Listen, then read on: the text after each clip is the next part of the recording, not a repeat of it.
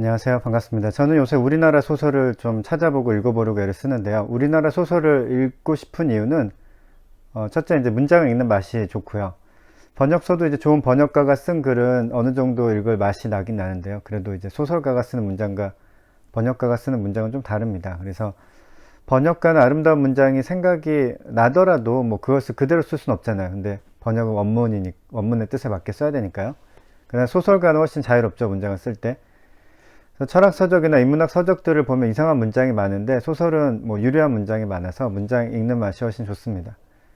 둘째, 우리나라 소설을 읽으면 공감하기가 좋은 것 같아요. 소설은 생활 밀착형 글이잖아요. 여러 가지 묘사를 할 때도 많고 여러 가지 사물도 나오고 이런저런 사람도 나오는데 배경이 우리나라가 아니면 아무래도 상상하기도 어렵고 공감하기도 어렵습니다.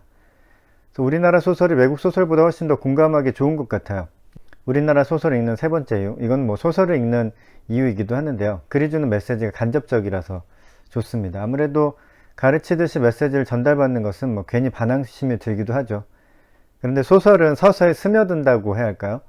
보통 소설은 이제 글이 주는 메시지가 있죠. 없는 경우도 있지만요. 근데 그 메시지를 강압적으로 전달하는 것이 아니라 그냥 하나의 이야기로 전달하니까 훨씬 더 부드럽죠. 그리고 여러 가지 상징을 사용하는 경우가 많은데 그것을 해석하는 재미도 뭐 솔솔합니다. 전 좀 황순원 작가의 글을 더 읽어보고 싶었습니다. 학교 다닐 때 이제 소나기나 읽었는데 그 외에 작품을 접해본 적은 없거든요. 학교 다닐 때 이제 교과서에 읽는 단편 소설 중 유일하게 제가 재미있게 읽었고 또 기억에 남았던 작품이 바로 소나기였습니다. 그래도 이제 황순원의 다른 소설에는 그다지 관심이 없었는데 황순원 문학상을 받은 소설들을 읽다가 문득 황순원이 어떤 소설을 더 썼길래 황순원 문학상이라는 것이 생겼을까 하는 궁금증이 생겼어요. 그래서 그의 다른 작품들을 찾아보았습니다. 일단 카인의 후예가 유명하고요. 독지는 늙은이도 제목은 참 많이 들어본 작품이었습니다. 저는 카인의 후예 단행본에 있는 단편소설 목넘이 마을의 개를 읽어보았는데요. 이 단편소설을 읽는 내내 저는 계속 궁금증이 생겼어요. 왜 나는 이런 개 이야기를 읽고 있나 하는 생각이 들었습니다. 이런 개의 이야기죠. 나에게 어떤 의미가 있을까 감이 오지 않았습니다. 아주 짧게 말하면 줄거리 아주 짧게 말하면 목넘이 마을의 개는 신둥이, 그러니까 신둥이라고 하는데 신둥이라는 개가 이제 죽을 뻔했다가 가까스로 살아남아서 강아지를 낳는 이야기입니다.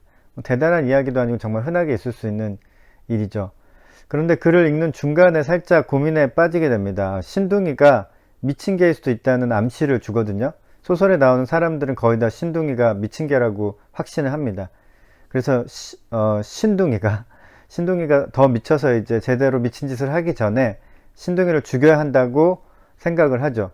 글을 읽는 사람은 이제 고민하게 되는 거죠. 사람들이 신둥이를 빨리 죽이기를 바라고 응원해야 하는가, 아니면 신둥이가 미친 개인지 아직 정확하지 않으니까 더 두고 봐야 하는가, 뭐 이런 고민을 하게 됩니다. 전 다소 후자 쪽이었는데요. 하지만 미친 개가 이제 동네에 돌아다니면 위험할 수도 있으니까 빨리 결정을 해서 문제의 싹을 잘라버리는 것도 아주 나쁜 방법은 아니라고 생각을 했습니다. 신둥이는 소설의 중간에 갑자기 사라져요. 근데 동네 다른 개들도 며칠 사라졌다가 돌아오는데요. 동네 사람들은 며칠 사라진 개들도 신둥이에게 이제 오염되어서 미친 개가 될 위험에 놓였다고 생각하고 잡아먹죠.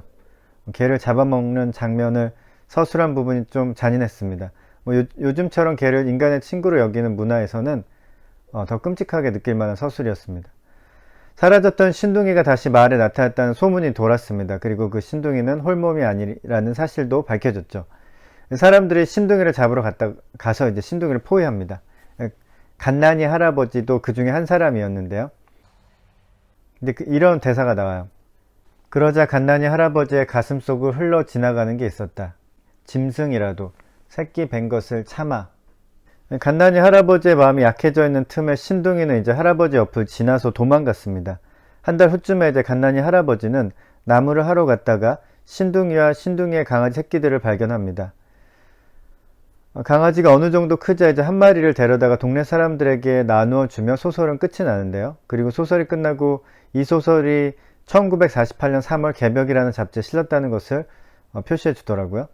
시대의 아픔이 느껴지는 소설입니다. 만약 이 소설이 1948년에 나온 작품이라는 것을 모른다면 이것은 그냥 신둥이의 개에 관한 그 일화일 것입니다. 하지만 1948년이면 우리나라가 해방되고 민주주의와 공산주의 이념 사이에서 어디로 가야 할지 몰라 갈팡질팡하던 시기입니다. 그래서 서로 반대쪽 이념을 가진 사람은 서로 위험한 사람으로 간주를 했습니다. 마치 미치기 시작하는 개처럼 위험한 존재로 이제 서로 인식을 했던 거죠. 그래서 완전히 반대쪽 진영으로 넘어가기 전에 제거해야 한다고 생각하고 그런 분위기가 아주 만연해 있었을 것입니다. 제대로 미치기 전에 제거해야 한다는 생각으로 얼마나 많은 사람들이 서로가 서로를 죽이려고 달려들었는지 그때를 경험하지 않은 사람이라면 상상하기 힘들 것 같습니다. 그런데 과연 그런 식으로 상대 진영의 사람들을 해하는 것이 올바른 일일지 생각해 볼 문제죠.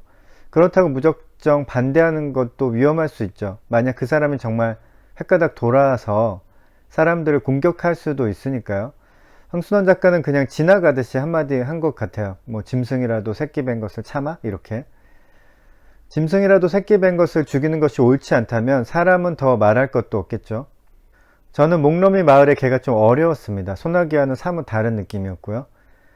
카인의 후에도 좀 읽다가 잠시 멈췄어요. 왜냐하면 평안도 사투리가 잘 적응이 되지 않고 목넘이 마을의 개를 읽을 때처럼 소설 속에 일어나는 사건의 의미를 파악하기가 어려웠습니다.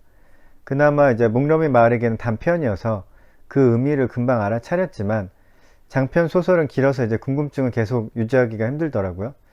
전체적으로 목넘이 마을의 개는 다소 어려웠지만 묵직한 느낌이 있었습니다. 좋은 소설은 이런 소설이 좋은 소설인 것 같아요.